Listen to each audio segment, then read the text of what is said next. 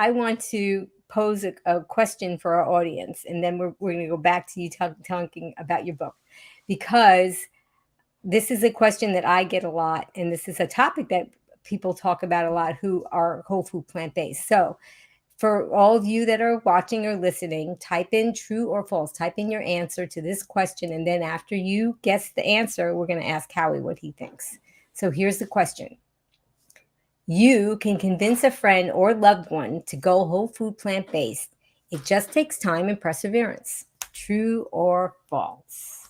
Okay. All right, Howie. Now continue talking about it, and this way we'll see what you have to say about that and your book. Okay. So the answer to that question is tricky, right? Because like, can you? Maybe. Some people, sometimes you won't change everybody, right? So I did not write a book about a process of manipulation whereby you always get what you want every time and people just bend to your will, right? That's not what I wanted to write. And even if it were possible, I wouldn't want to teach people how to do that. Instead, what this book is really about how do you help people make the changes that they already want to make in their life? How do you help people become the best version of themselves? A line that I picked up from another plant-based podcaster, Rich Roll. And how can we guide people on this path when they may be, it looks like they're resisting change, or it looks like they're stuck, or they're self-sabotaging, or they're full of doubt. And right, so there's this idea that we've all heard, you can't change other people. You can just change yourself. So the idea there is, well, if you want to help other people change, you just be the role model, right? And like with everything here, there's wisdom in everything. So if you want your family to go plant-based, you'd better be plant-based, right? You're not going to just say, do what I say, not what I do. Or, I've heard this phrase like, here, take my advice. I'm not using it, right? Exactly. Right. So we're saying like, yeah, if you want, like, you have to come from a place of integrity. So let's talk to the people who are basically plant-based, and you've made some changes to your diet. You're feeling better. You might have environmental and ethical reasons for wanting to do this. And you see the people in your family have not followed, right? So Amy, I don't know, like in your introduction, you showed a picture of you and your husband. Did you go like in lockstep the same day, or was one of you a little bit ahead of the other? Did one of you try to, first try to convince? Like how did that dynamic go down? Well, it's very interesting. I'm a fan of PBS, and I don't watch TV all day long, but I happened to be watching it, and PBS and Dr. Joel Furman came on, and it was in the middle of one of his 3 presentations, and I was just glued to the TV because all in my brain I kept saying, and he of course talked about this plant-based lifestyle, and all I kept thinking was, wait a minute, I never heard this before, and I'm really angry and I need to learn more. And so my husband Rick passed by the television one of the other times when I said, let me see if it's on PBS right now, and I was catching like the 3rd one and then the middle of the 2nd one, and I was trying to get them all. And he said, do you like the station? Just donate to it. And I said to him, if I do this and I get all this material, I can't unlearn what I learned. And then what are we going to do? So he said, I'll do it, but as long as it tastes good. So, but when we did adopt the lifestyle, it wasn't just 100% dive in, and we both did exactly the same thing and the exactly same level of commitment at the same time. But we both did make a commitment to try. And so I think everybody has a different kind of journey with what they can give up and what they can learn to like. And so I think that there were things that he was not giving up at first, and things that I was not giving up at first. And then, but then we, became together. So it wasn't exactly at the same time, but we try to appreciate our differences. I'm more of a 100% all or nothing kind of person. So not everybody's like me. Mm-hmm. So what I'm hearing between the lines, and I'll check with you to see if this is accurate, is that even though you were going at different paces and focusing on different things, you were both supportive of each other. Yeah. Oh yeah. Right? It was unusual for a couple to have that dynamic for this lifestyle approach, but yeah. Right? Because what I typically see is So it's very often the wife in a man woman marriage where she's like got the bug, she's seen the video, she's read the book, she's watched the YouTube, and she wants to make this change. And other people in the family are resistant, like, oh, this isn't going to taste good. I need my protein. And so what you can get into there is a dynamic where you're suddenly a critic, right? And we try our best to not speak it, but it leaks out, doesn't it? Like Yeah, a lot of proselytizing. yeah, or just like I was the one in my family. So I went, whole food plant-based, 2003. I had 2 young kids at home. I would walk past them and like I would make this face at their, yogurt or whatever, or chicken nuggets or something. And I was like, that's poisonous. And what about the poor animals? And so when you come at people like that as a critic, you are triggering their resistance, right? Because nobody wants to be told what to do. So here's the basis of the book, You Can Change Other People, is people don't resist change, they resist being changed.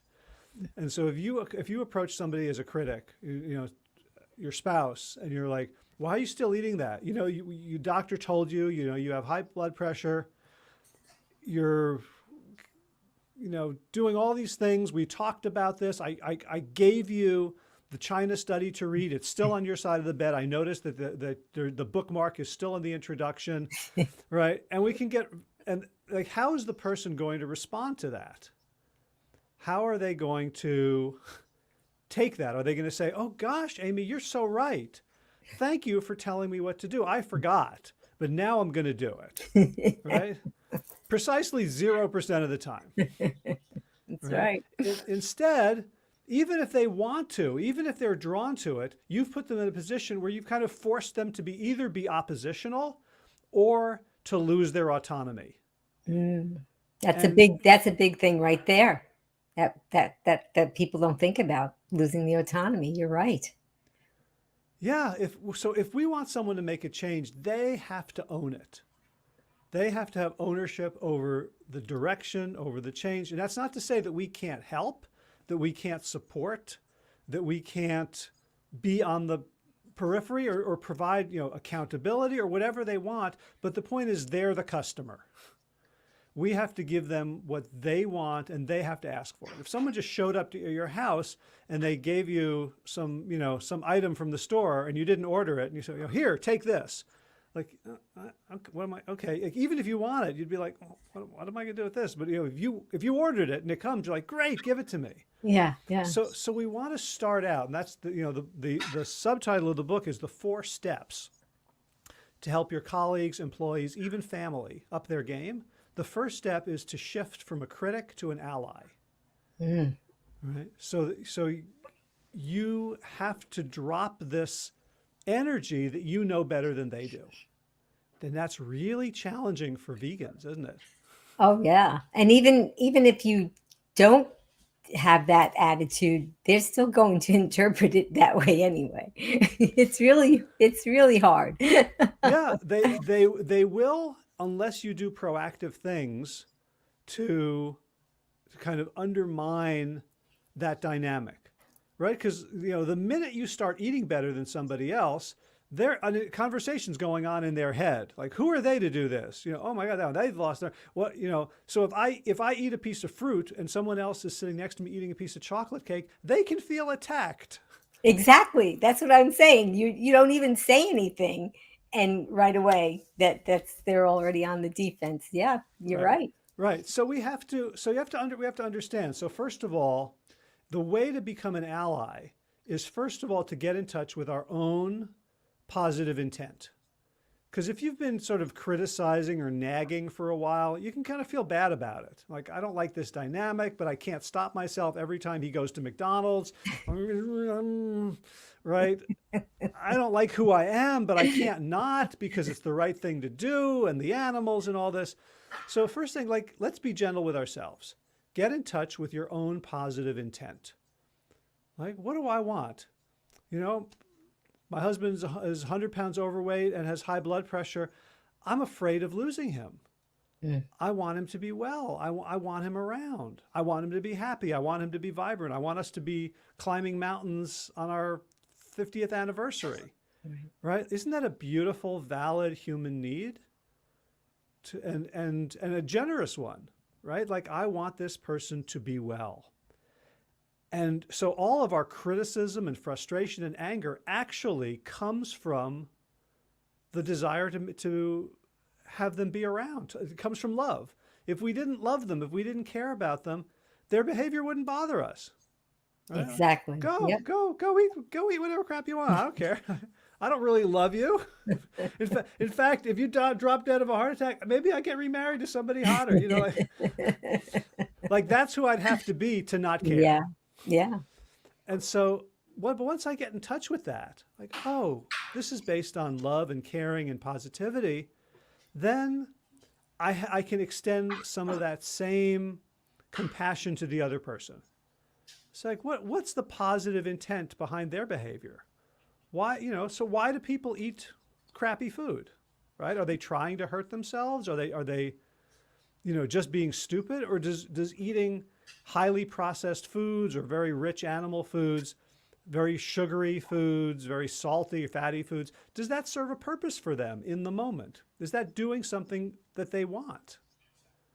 You're right. And then that's typically, it seems like that's what it is. And so many times I hear people say, oh, it's just because I like the taste. And it doesn't seem like they can differentiate the taste that is being interpreted from their taste buds to their brain to the actual hit of Mm-hmm. dopamine that they're getting. They really think it's actually the flavor, and that if it didn't taste that way, they wouldn't feel that way. But you're right. Yeah, and I don't actually know. Like, one of the things that's important to me is to not superimpose my knowledge on their experience.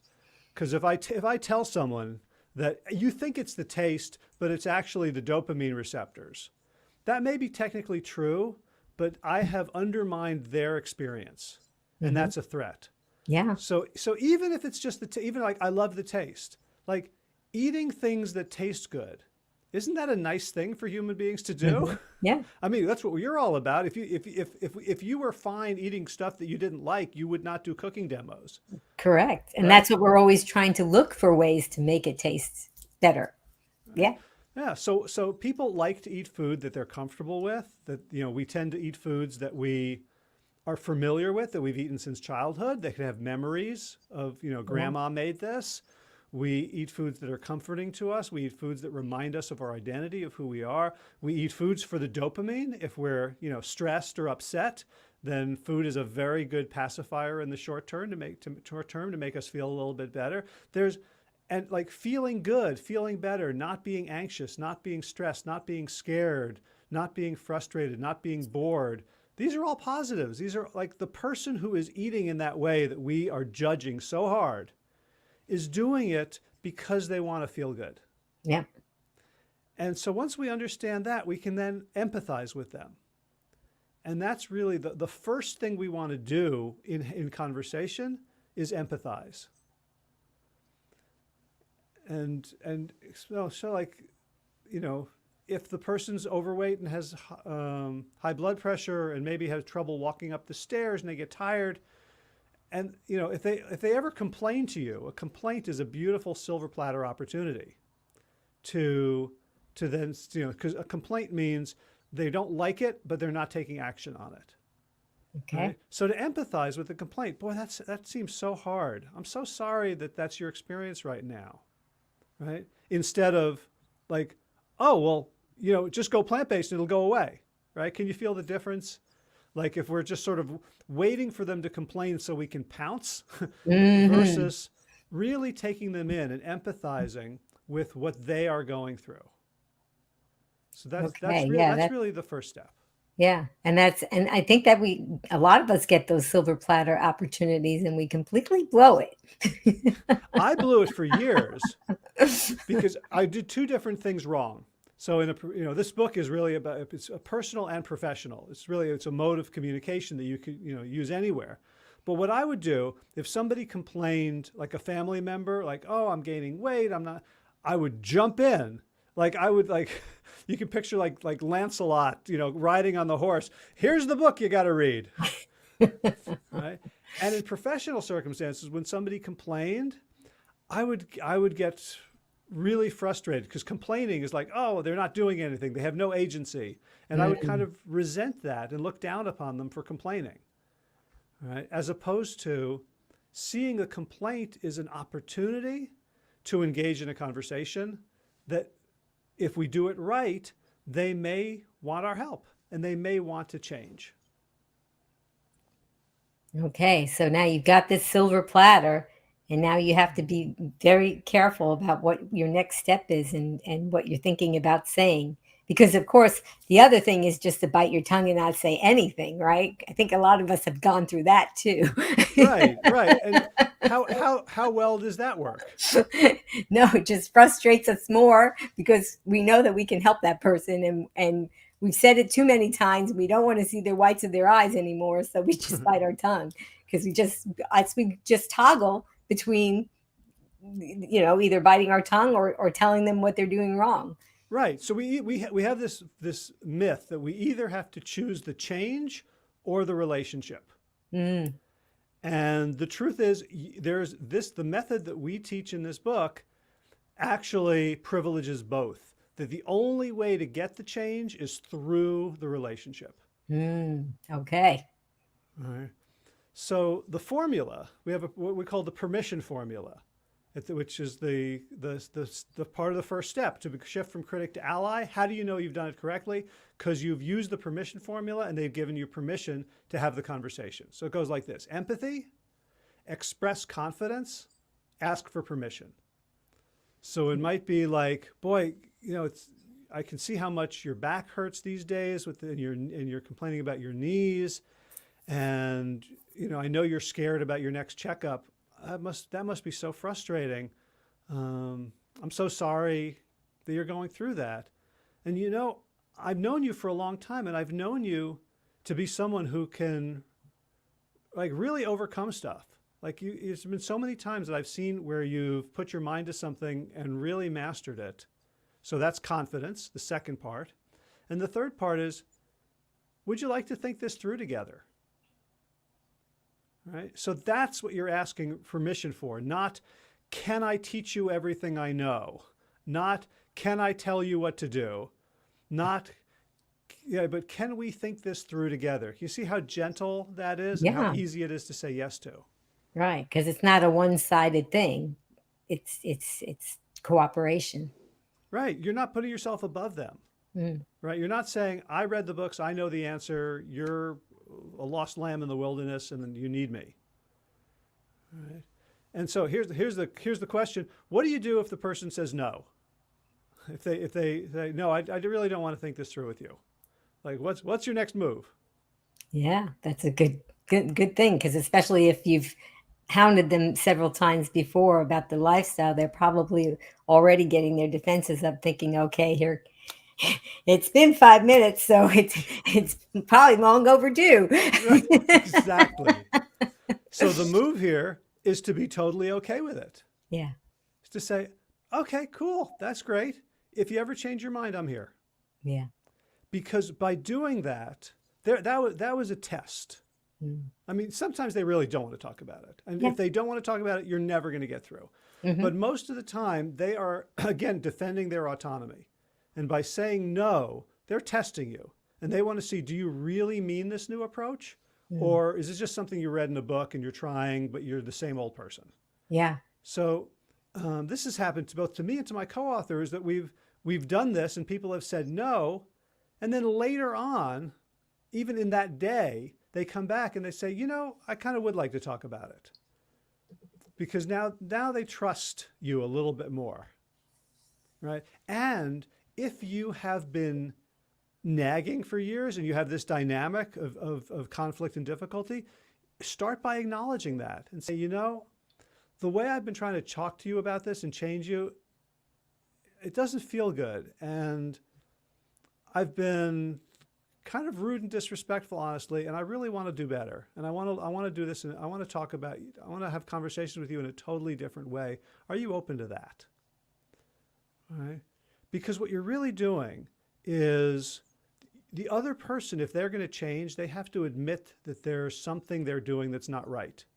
Mm. And it can be very shameful, especially if people are overweight. They know they're not eating the way they want to eat. They know they're unhealthy. And they'll feel a lot of shame. And when we feel shame, we do not like to feel shame. We will do almost anything in our power to deny the feeling of shame, which means denying there's a problem in the first place.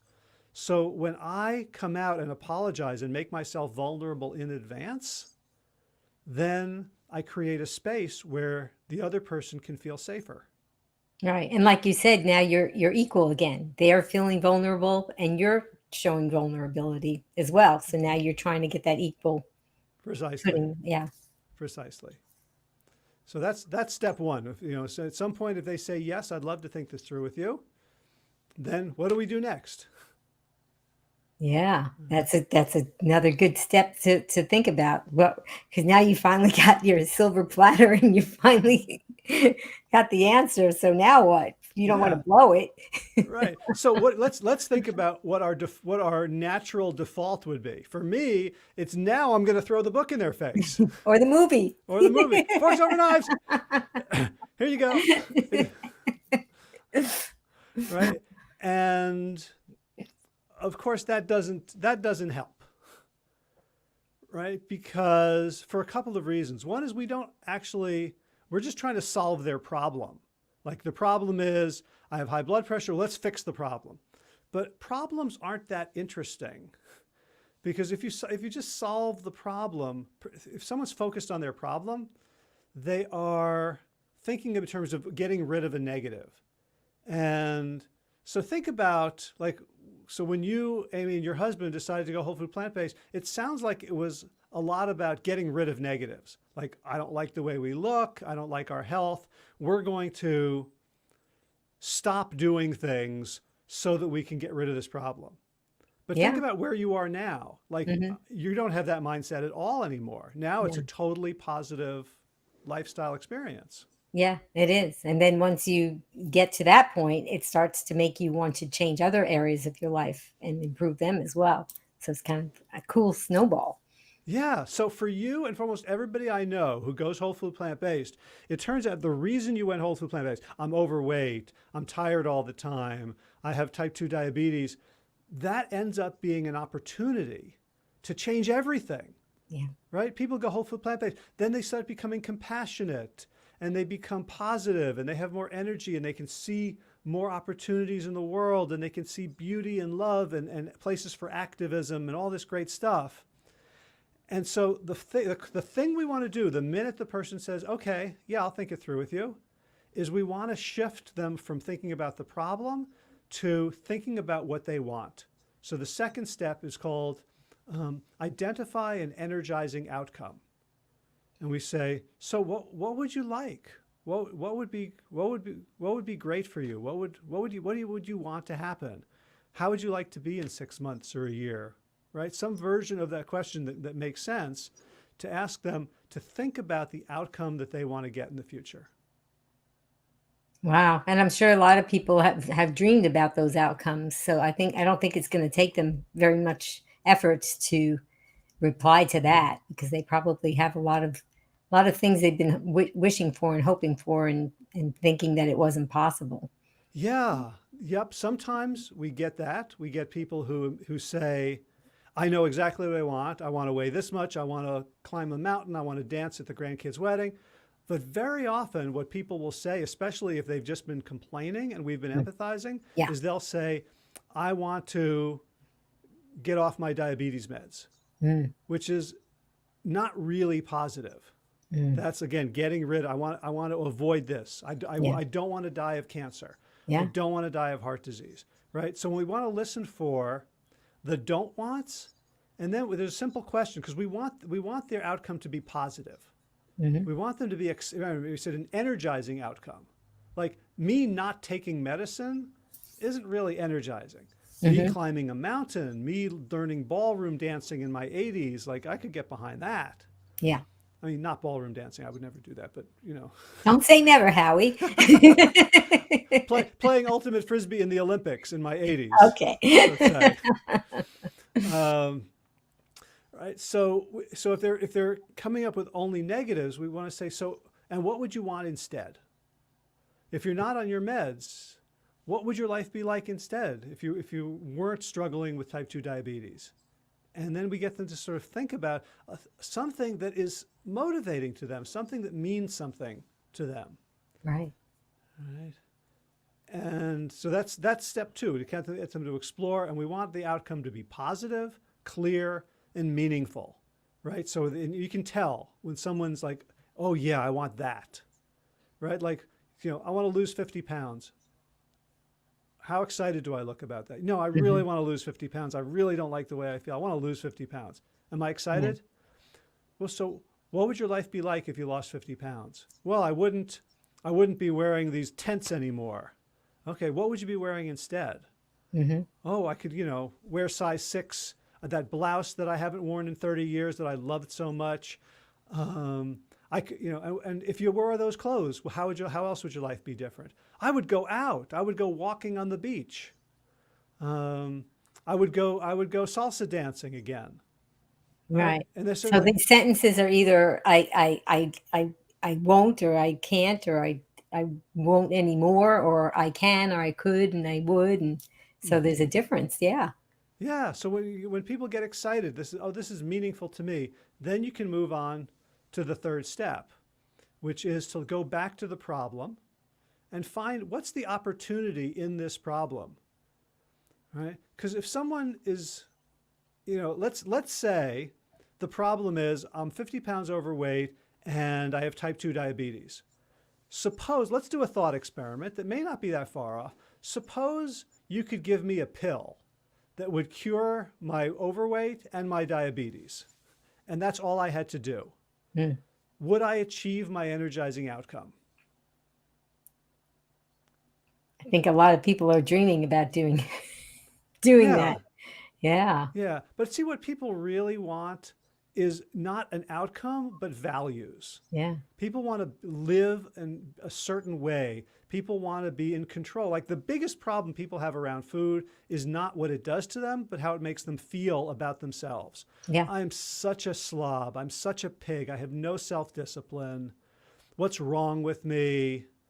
Right? So when you really get to it, what people want is, very often, I want to be the kind of person who treats myself right. All right. And so you've seen it, I'm sure, thousands of times. People go whole food plant-based and they suddenly develop respect for themselves. Yeah, it is. You're right. And how do you see that playing out in the rest of their lives? Right. And it's true. They define themselves differently.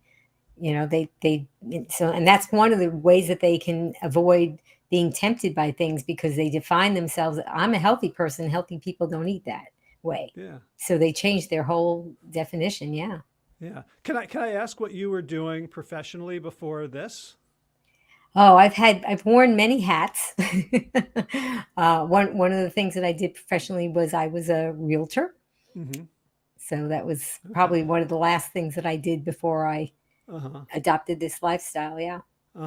And do you feel like you're more aligned with your life purpose doing this, or Oh yeah. or realty? Oh yes, very much so. Right. So if I could have given you that pill, you look exactly the way you look now. You're right. You would not have had to grow. You're right. You're exactly right. In so many ways that I couldn't even, I would just be a slim person that felt healthy, and I would just be going along my way. And for me, I feel like I'm giving back to the universe. And I feel like when we do broadcasts like this with you, that there's somebody out there getting a light bulb in their head saying, oh, this is going to change my world. This is what I needed. And that, to me, is even a greater thing than having achieved my good health, which is a wonderful thing, but it's just a bonus, and it would never have happened. Yeah, I asked this to people on my podcast who have had transformation stories, who've lost several hundred pounds, who've reversed, terrible chronic illnesses, and I asked them, if you had to choose hypothetically between, let's say you were still obese, but you're the person you are now inside, or we just waved a magic wand and you got the body you wanted, but you didn't have to do any work. Which would you choose? And they always say the weight loss is almost irrelevant. Hmm. I like myself now. I wake up in the morning with purpose and passion, and I'm in service to others, and I'm the person that I want it to be. And the weight loss is simply a lagging indicator, a symptom of that, of me being that person. And if I had to choose one, I would choose to be that person and be heavy. Yeah, because you're contributing so much more to the world, and you have a whole different feeling about yourself. And perhaps you, if you could be that way, you might not want to indulge in all those foods because of the different way that you feel about yourself. Yeah, don't we use food in this country as a drug? Oh, I I was just telling someone the other day. I happened to. I've been under a rock for 2 years, so I agreed to go to a restaurant because my father-in-law was having a wonderful gathering for his birthday, and it was supposed to be kind of in a way not around too many people. And it had been, like I said, that long a time before I've even really been too much out in public, or much less being watching people eat foods that I don't normally eat. Hmm. And it was just an incredible, shocking experience seeing people with all their different kinds of foods that I would not eat, and alcohol too, because what. And, oh, what do you have? What did you get? Oh, is that good? Yeah, I have this. This is so good. What do you have? And then somebody asked my husband Rick, what did you get? And he said, I got a salad. And he said, "Oh yeah, what'd you get on that fish? What'd you get?" Because they think that because we're vegan or plant based that we eat fish. And he said, "No." He said, "I have beets on my salad." "Oh yeah, really? How is that?" And it was just, I felt like they were like heroin needles being passed around. "Oh, this is so good. You need to try." It was just surreal for me. Yeah, and but when you start, you might go to that place and feel tempted, or like, oh, I can't not. There's social pressure, right? And then to be able to go to enjoy yourself, to not be sort of judging everybody else, but like, okay, they're all doing their thing, and I'm perfectly happy with my beet salad, and I can participate in the conversation, and I don't have to bum anybody out, and I'm comfortable in my skin. Hmm. Like that's a heck of a journey to go Yes. on. And it started because of the problem of being overweight, Yes. right? So Amazing. almost every time the the problem can become like a doorway to not just solving the problem, like going from negative back to zero, but going from -1 to +5. Like when we look at the problem and say, what's the opportunity here? So I'll give you an example. Let's say somebody's problem is they have a sweet tooth and they can't stop eating candy and desserts and sugar. And we say, so, okay, so what's the opportunity in the problem? Right? What's the positive intent behind it? Well, there's lots of reasons that somebody might be eating lots of sugar. One is they're tired, and Yeah. sugar gives them a quick boost of energy, at least certainly psychologically, maybe physiologically as well. So the opportunity there is, why are you tired all the time? What can you do about your life to have more energy and involvement and elan and vim and vigor? They might be eating sugar because they're miserable. And the only way they've ever learned to cope with that feeling is through sugar. It solves the problem, right? You skin your knee, mommy gives you an ice cream. You learn that pattern loop. And Yes. now all of a sudden, every time you feel sad or disconnected, you go for sugar. And so the opportunity there is to if you stop eating the sugar, you're going to start feeling what's real. You're going to start feeling what's really going on inside you, and you have the opportunity to become bigger to withstand these feelings without needing to run away from them. And by the way, when you stop medicating with sugar, you might start to figure out what's making you sad. And you could actually start to make steps to have a happier life. Yeah. So there's lots of opportunities that need to be talked through, and people, and it's like you said, it's not just about losing the weight. There's a lot more deeper things going on. Mm-hmm. Yep. Right. And the fourth step is simply to let's not just end with insight, but let's make a plan. So, so like, what do you want to do specifically, and by when? And how confident are you that you're going to do it? And again, we're not trying to like corral them into something. We're not taking ownership now and say, okay, this is what you got to do. If you want to do this, right? We're asking them, what do you think you might want to try? And we're saying like, this is an experiment. Just like, the beautiful story of you and your husband, like, I'll go this, I'll try this, I'll go faster, I'll go slower. Like there was a lot of faith that each of you had in the other, that we're going to get there. Right. Right. So we want to maintain, and that allowed each of you to maintain your ownership, because you didn't feel pressured by the other one to move at a particular pace or in a particular direction. So in the plan, it's really crucial that the other person drives. Like, this is, yeah, I'd like to try this. You know what? I've been reading about meatless Mondays. I'm really thinking that might work for me. And, and in some part of your mind, you're going, meatless Mondays, that's 3 meals out of 21. And what, you're still going to have eggs and cheese. And what about the cattle and the methane? Right? But It sounds like one of those old dolls that you would pull the string. You've got all the little verbiage that the talking vegan doll would say. Right, because we're taught, you enter the whole food plant-based vegan world and you're given all the talking points. Yes. Right? As if that has ever convinced anybody. No. Right? So instead we're saying, like, if someone wants to start with Meatless Monday and we can help them do it, well, guess what? Now they are identified as someone who is part of this movement. So now they might, on their own, might say, Monday was great. I felt better on Tuesday. Maybe I'll do it on Friday too. Right? That when we can check with them, like, how does that feel? What are you thinking? And help them with, any issues they have or problems, or like brainstorm if they're, this particular situation at work, after work, we all go to the bar and I keep having chicken wings even though I don't want to, right? We can then talk with them about and help them brainstorm. But again, it's helping them to come up with their own creative ideas and solutions, so they're running the show. Yeah. So I mean, maybe they're not familiar with the lifestyle or the meatless Mondays or anything like that. Is there any time that we can suggest something, or do we have to wait for them to ask us? No, that's a great question, because I suggest things all the time. Yeah. But I do it. I frame it in a particular way that makes it palatable. So I might say, hey, I have a thought. Would you like to hear it? Okay.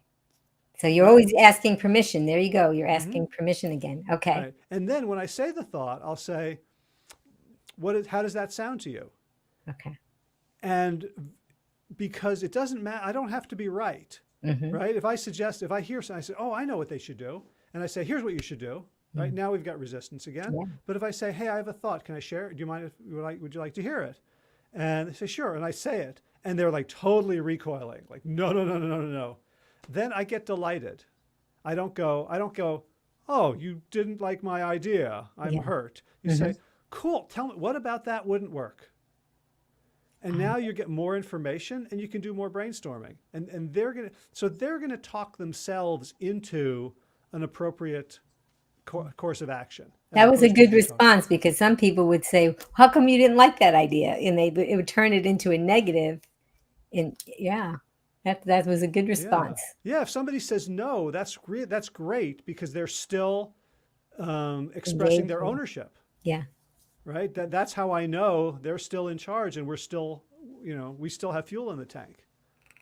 Right? Beware of someone who starts saying, yeah, you're right, you're right, you're right, you're right.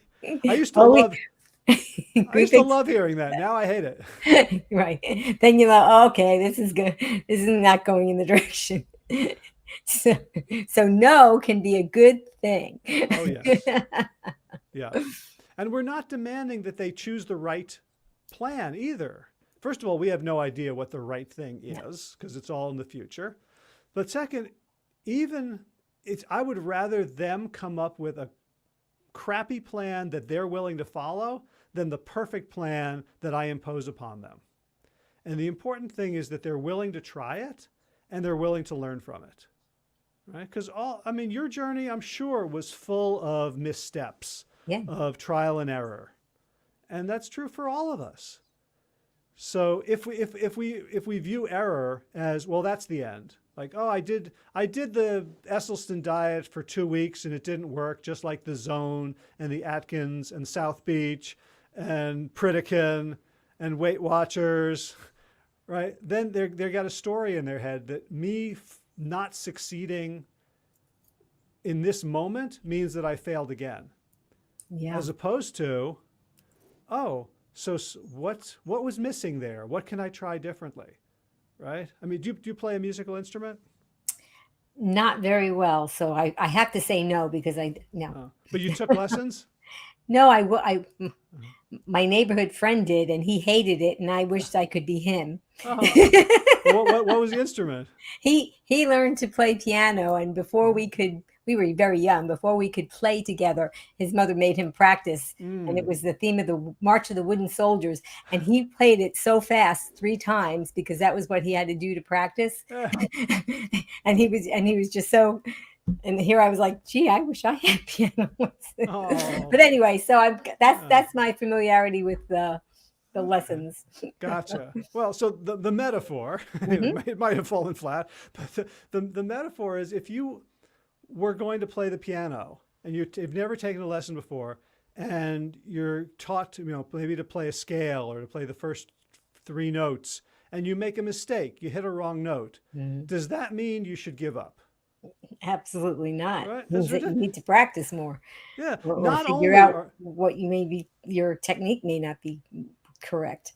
Yeah. Mistakes are actually teachers, right? You hit the wrong note, then you go, oh, that didn't sound right. So let me play it again slower. Let me pay more attention. So the mistakes are not only not bad, they're actually good and they're actually necessary. You absolutely cannot learn without making mistakes. But for some reason, when we think about lifestyle change or diet or meditation or exercise, the minute we screw up, we go, oh, well, as if I'm trying to play the piano and I hit a wrong note and I go, oh, well, I guess I should never play the piano. Yeah. Yeah. Right? So we want to foster that feeling that this is an experiment and it's about growth as opposed to it's about getting it right. Yeah, there's a lot of perfectionism out there, so that's another broadcast. Yeah. Okay, so then we got that. So now what's the next step? That was it. That was it. So I'll give you the mnemonic. So there's 4 steps. So the mnemonic is alley-oop. So if you're a basketball fan, alley-oop is the pass that sets your teammate up for a slam dunk. So we've got alley-oop. So the first step is from critic to ally. Yeah. Then the first O is outcome. The second O is opportunity. And the P is plan. So ally, outcome, opportunity, plan. Those are the 4 steps. Okay. I guess when I said what's next, meaning that, okay, so is your part in helping this person that you love so much or care about so much, is it over? Do you revisit and go through the steps again? I mean, that's what I meant. Yeah, great. So what I like to do is, okay, so there's the plan. Hey, if it would be helpful, would you like to check in a week or 2? Okay. Right. So again, you can go through it. Like this is my coaching model. So when I work with coaching clients, this is what they know. We go through this every week. Right. I mean, the allyship is usually, just a little bit of rapport building. If they're paying me and we know each other, we don't have to go through the whole dance. Right. So we go, okay, so great. So what's the outcome you're going for this week or this month? Right. So we're looking positively. Now the opportunity, what's been going on? What have you tried? What does it look like? And we can get into the details. And then we say, so great. So where's the opportunity here to get to that outcome? How can we use what's going on now to get to the outcome? And then we come up with the plan at the end, say, great. So when do you want to check in again? Would it be okay? Or, hey, I'd love to hear how it goes. So if it's someone who you don't live with, you might say, hey, would you be willing to let me know how it went? I want to support you. I'm really curious. I'm invested. I'm bought in. So you're making it about yourself. You're not like, I want to keep helping you, but like, I Yeah. really want to know. Uh-huh. All right. So it's their thing and you're just excited about it. Right. So you're getting permission to follow up and still be there, because they may come up and say, this is not working. Right. I'm doing, and then that's a problem. Can we walk through it together and figure out, and then you have that silver platter again. Right. Right. And what we tell people is, like, if you get the book, You Can Change Other People. You can tell people, like, hey, I don't like the way that I've been communicating with you about this, and I got a book that's I'd love to try this. Are you open to that? Right. So you can actually, like, oh yeah, like, you can be vulnerable and honest and transparent about, hey, I'm trying something, and let's see if this works. I'd love to try this with you. What do you think? Okay. Well, that's great. And we're going to put a link to your book, and all of your books, actually, that you've authored and co-authored in the show notes, so that people can go to them and check them out. And also talked about your website, and we'll put a link to all of that. It looks like we have a question, and let's see. Okay. We have Janelle said, I know I should exercise, but I just can't stay motivated. Any tips? I think that your book, it's not just about changing others, right? You could probably kind of use some of that on yourself. Theoretically, Indirectly. I think it's easier to work with other people because Yeah. we all have blind spots. Right. So if I were coaching Janelle, so assuming I'm her ally and she's given me permission, I'd say, well, what's the outcome you want? What would, if you were exercising, what would that do for you? And, we could imagine I'd be happier. I'd be in a better mood. I'd lose weight. I'd be stronger. I'd have more stamina. I would have more patience with my kids, like whatever someone would come up with. So we get them to some, exciting outcome. And so then at that point, I might do a little bit of teaching. I'd say, like, this is, like, very often when people aren't doing things, they think it's a motivation problem, but it's almost never a motivation problem, right? It's because motivation implies, well, I have to think about why I want to do this, right? So Amy, when you get up in the morning, do you have like a morning wellness routine? Anything you do every morning? Yes, I do. Well, I always have my exercise clothes laid out the night before. And as soon as I, brush my teeth and all those things, I immediately put them on, even though I'm not immediately exercising, but I've got my Superman cape on and I'm ready, when the call comes. But then my monkey brain says I have to empty the dishwasher and do certain things because I can't stay focused unless those things are done. And then I can clear my mind and exercise. But yes, and I do that every morning.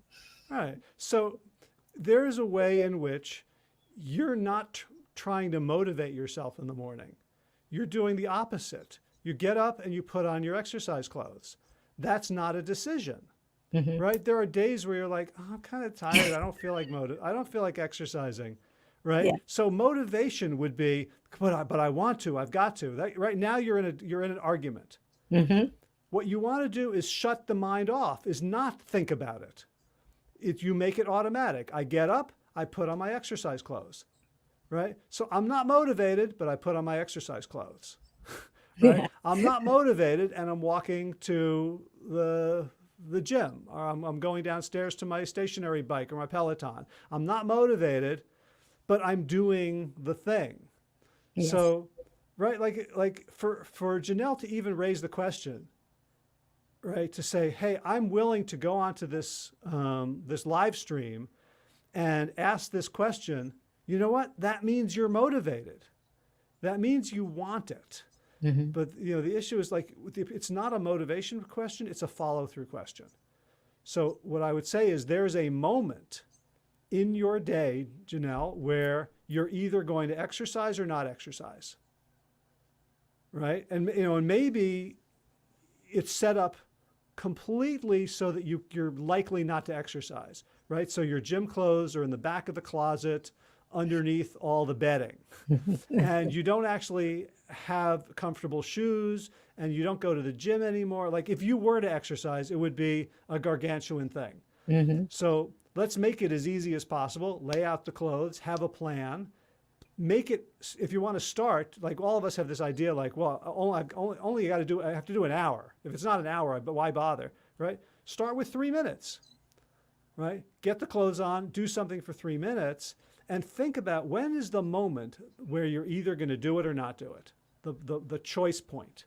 And what are the factors and forces that are influencing whether you move in the direction of your goals or you move away from the direction of your goals? And see what comes up in that specific moment and make a plan, not for the rest of your life, not for your whole day, but for that moment. What are you going to do when you hear the voice, hey, but I need to empty the dishwasher now? Right? Now, it sounds like that voice doesn't stop you from exercising.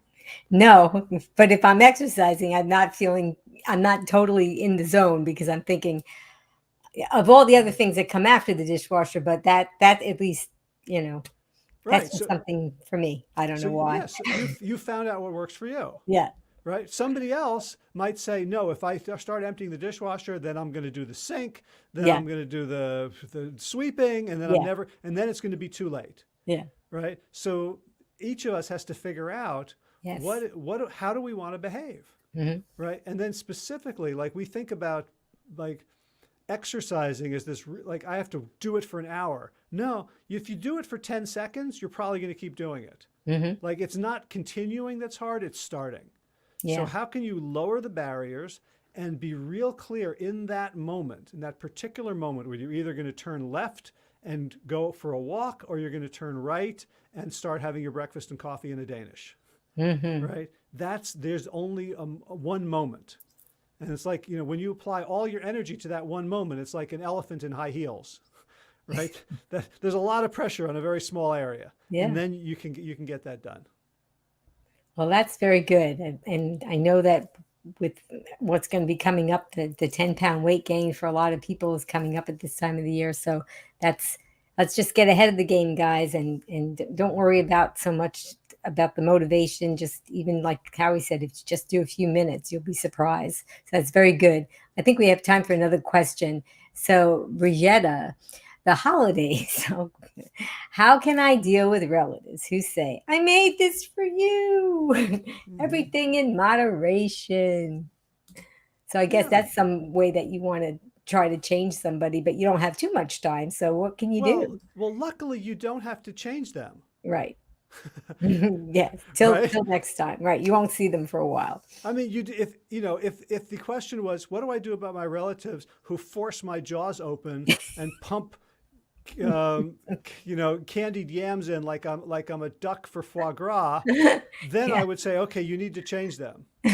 But here it's simply a matter of, right? So can you talk to them in advance and say, hey, I'm doing this thing, and what I would really love?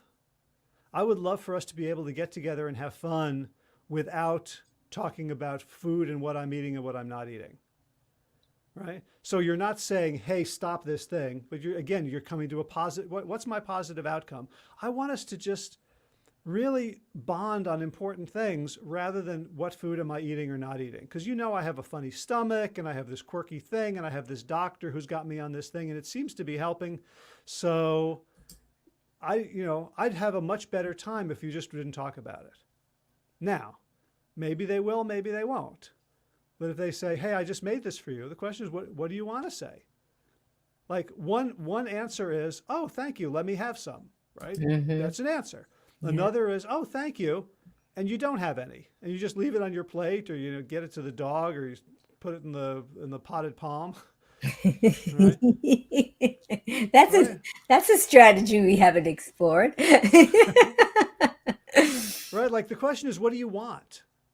Right? Rather than asking me for tips about what you should say, like how would you want to behave if you were completely comfortable and you weren't in fear of hurting other people's feelings or being ostracized? Yeah. What would your behavior be? I said, oh, that's so kind of you. I really appreciate that. I'm going to stick with this for right now and see how I feel. Right? So is it going to be deflection? Is it going to be, I actually don't eat that anymore. And so I'm really fine. Don't worry about me. So how's your son's baseball season going? Right. Very good. Right. And the question about everything in moderation, well, like decide. Like for a lot of people, that is a viable philosophy. It sounds like it's not your philosophy. So decide what yours is. And, if people are saying everything in moderation, you don't have to have an argument. Say, yeah, that makes a lot of sense. I totally get that. Right. But you know what? I'm actually full.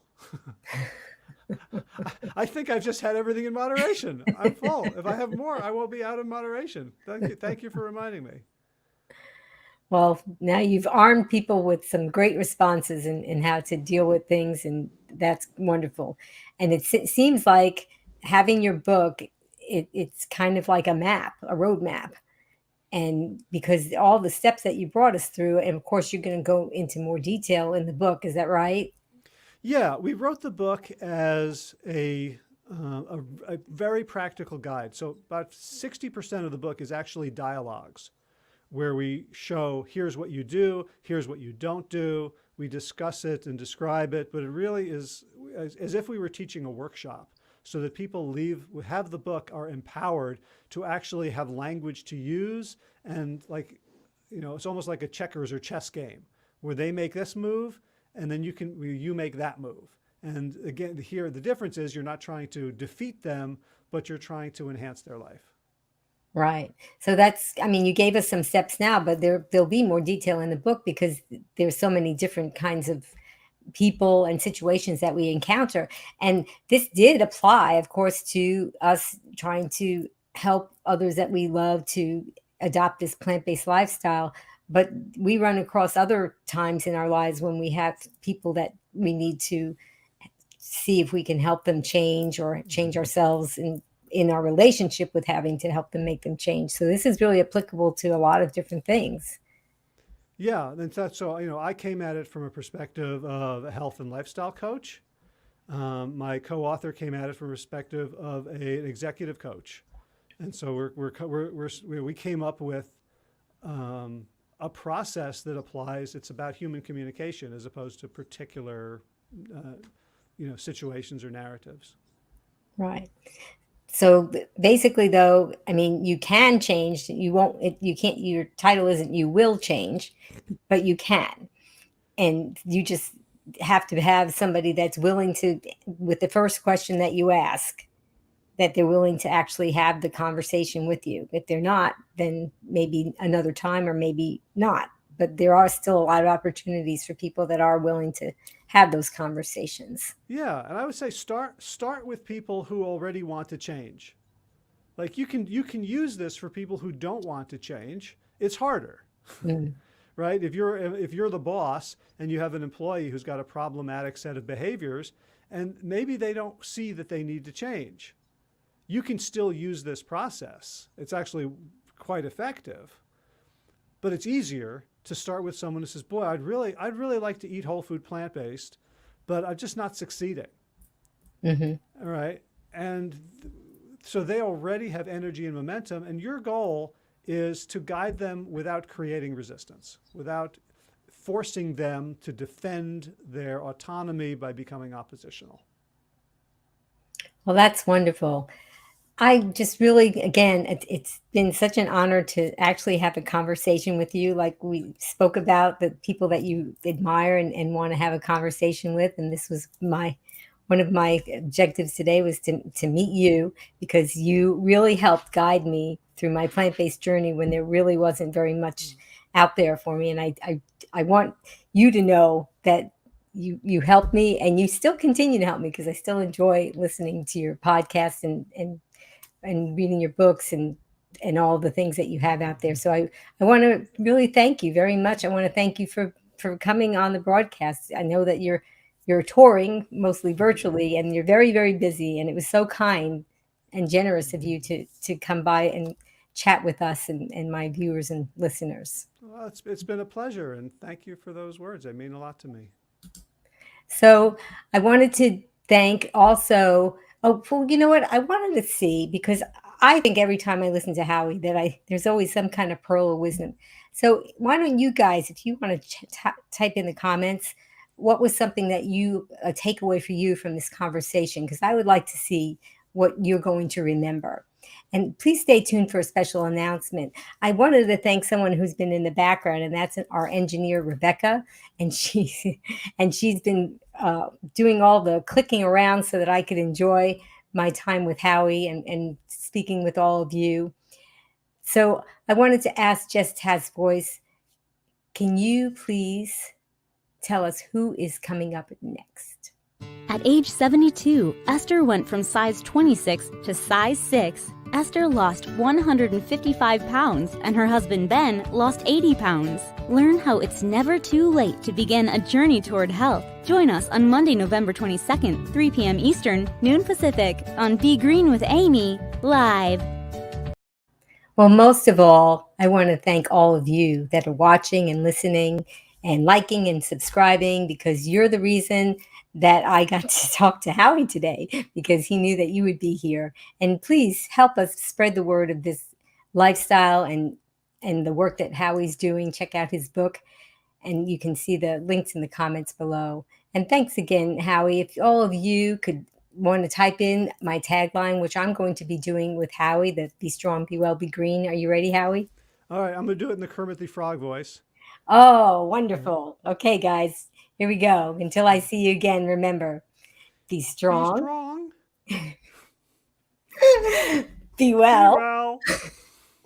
And be And be green. green. Bye-bye, everyone.